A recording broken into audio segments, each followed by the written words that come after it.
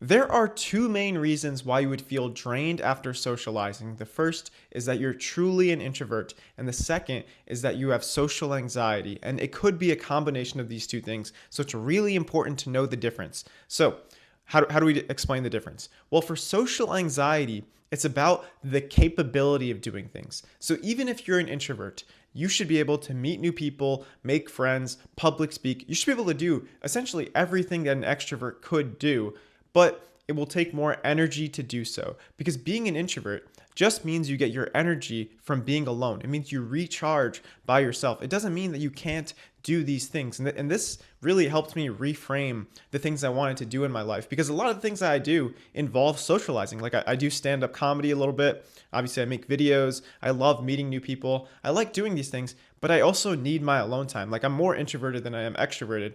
So I need like alone time for me to like recharge and get energy. So it's really important to just think through that. Like, okay, can I do these things? Because if you can, then maybe you're just an introvert. But if you feel like you can't do these things, then maybe that's social anxiety. Maybe that's something you need to work on. And the way to work on improving your social skills and getting over social anxiety is with what's called exposure therapy. Now, I'm not a therapist, but this is a well-respected part of psychology is exposure therapy. So basically what it is you consistently expose yourself to the thing that makes you uncomfortable so that your comfort zone grows. So this could work with like a variety of different fears. So like let's say you were afraid of public speaking.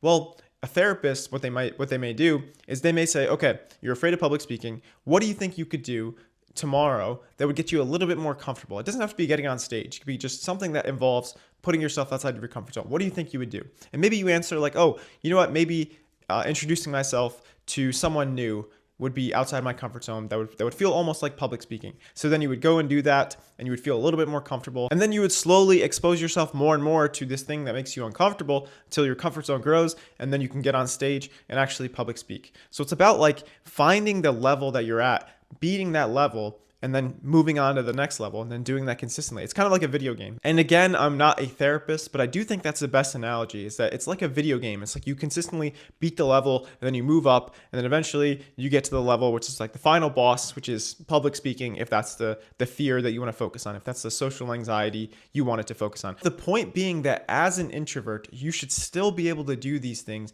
unless you have social anxiety, in which case that's what you should focus on. So it's like, whether or not you feel drained between being an introvert or being socially anxious, it depends on what you're capable of doing.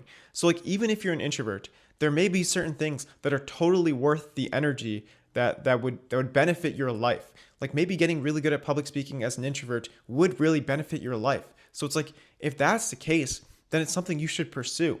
And you shouldn't hold yourself back just because you feel uncomfortable or it feels like you're spending energy doing this. Sometimes that's worth it. Like that's how I feel. Like it takes a lot of energy for me to get on stage, even to record videos. It takes energy for me to do that. Like, but it's still worth it. You know what I mean? It takes energy to meet new people, but it's worth it to me. So find the things that are worth spending that energy. And one thing you could do to truly know whether or not you're introverted or extroverted is to take a Big Five personality quiz. You could just Google Big Five personality quiz. And what this will do is it'll tell you what percentage introverted you are. Because a lot of people, they think, oh, I'm an introvert, I'm an extrovert. But that actually could be holding you back because maybe you're only 60% introverted. Maybe you're more introverted than 60% of the population, but you're more extroverted than 40% of the population. Well, now you know that you don't get all of your energy from being alone. It's like you get part of your energy from being alone. So it's really helpful to take a quiz, like a Big Five personality quiz, because it'll tell you what percentage introverted you are. Whereas something like a Myers-Briggs personality quiz will just give you a label. It'll just tell you you're an introvert or you're an extrovert. But then you don't know like how introverted or how extroverted you are. Like it may be more beneficial to know the exact percentage. Like I think for me, I'm like 65% introverted. So I'm still partially extroverted, but it's like I'm not fully extroverted. I'm not fully introverted. Like I'm somewhere in between, right? I'm more introverted than I am extroverted. But it's helpful to know that because you don't want to just give yourself a label. You don't want to say like, oh, all of my time should be with people because I'm an extrovert, or all of my time should be alone because I'm an introvert, when chances are you're probably somewhat in the middle, even though you may be on more on one side than the other. I'm getting off track, but the point is, even if you're introverted, you should still be able to public speak, make videos, meet new people. You should still be able to do these things. It just may take some energy for you to do so. So it may not necessarily be easy, but I think it'll be worth it. Life's not easy, but it's worth it. Take care.